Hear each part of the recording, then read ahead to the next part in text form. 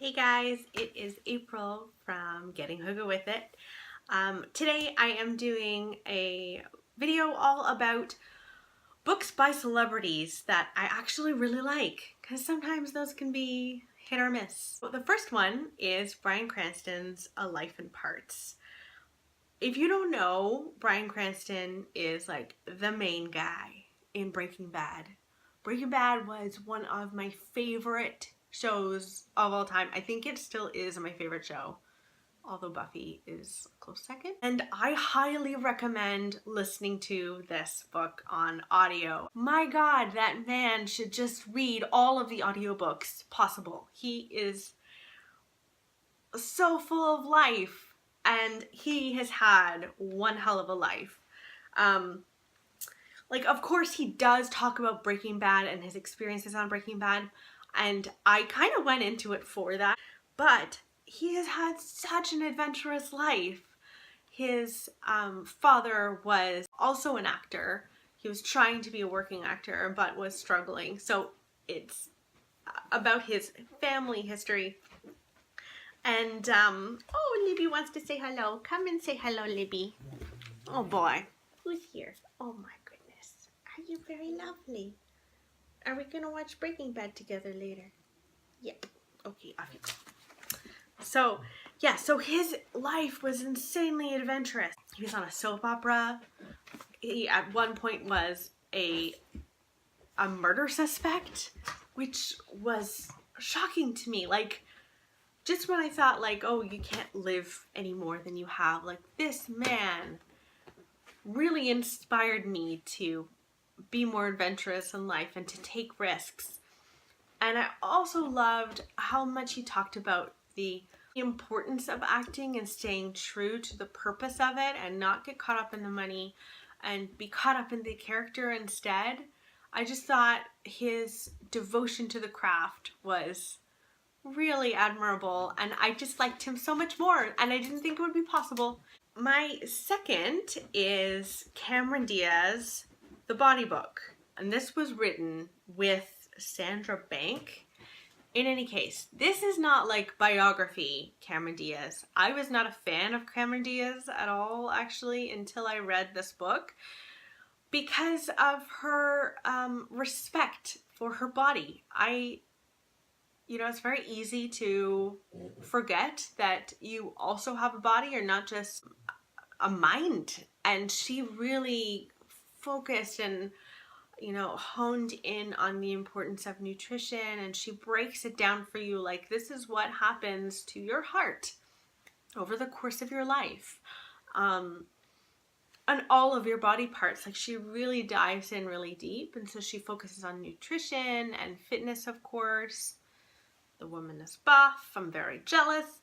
And she also focuses on the mind and the importance of meditation. And it sounds like, it honestly does sound like, oh, it's just another celebrity, like, what to do to look like me. But it's not that at all. Like, it's very respectful of every individual person's bodies and taking care of your body for just that reason alone, not to look like anything other than yourself. And it kind of changed my mind about Cameron Diaz, which is shocking. Anyway, number 3 is Tina Fey's Bossy Pants. Tina Fey, she's just so funny. I laughed so many times reading this book.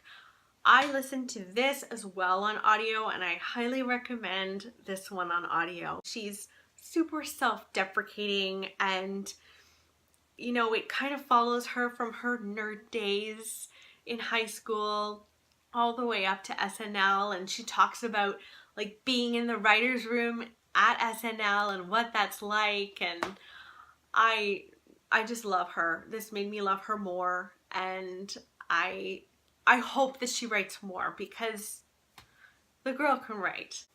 The next book is Lena Dunham's Not That Kind of Girl.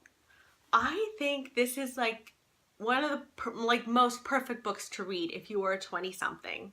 I am a 30-something. So this reminded me of what your mindset is like when you're in your 20s.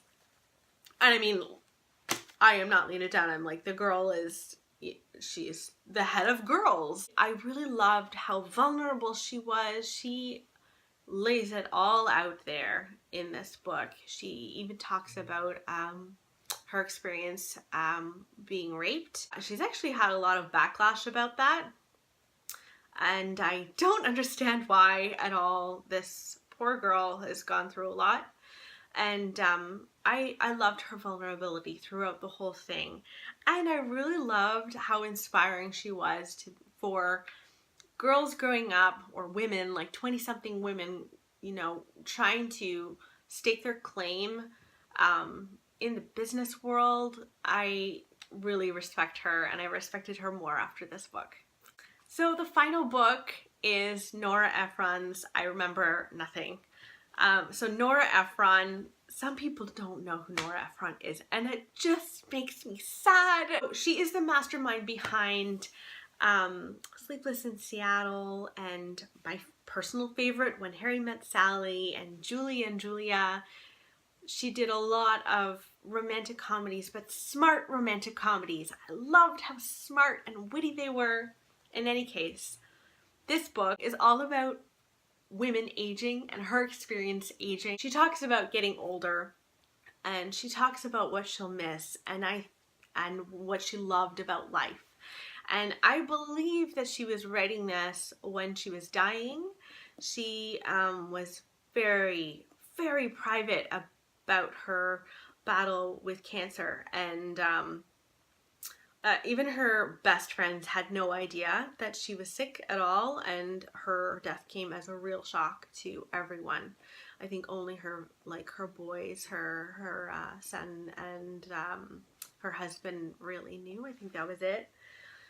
So that part in it about what she's going to miss and what she loved still makes me tear up. So here's just a little bit of it. What I will miss: spring, fall, waffles, the concept of waffles, bacon, a walk in the park, the idea of a walk in the park, the park, Shakespeare in the park, the bed, reading in bed, fireworks, laughs, the view out of the window, twinkle lights, butter, dinner at home, just the two of us, dinner with friends in cities where none of us lives, Paris, next year in Istanbul, Pride and Prejudice, the Christmas tree, Thanksgiving dinner, one for the table, the dogwood, taking a bath, coming over the bridge to Manhattan, pie. And it's just the simple things in life. So those are my 5. I hope that you pick up one of them, and if you can get access to some of these audiobooks, it's so much better an audiobook for these guys, really. I hope you enjoy, and I'll see you later. Bye!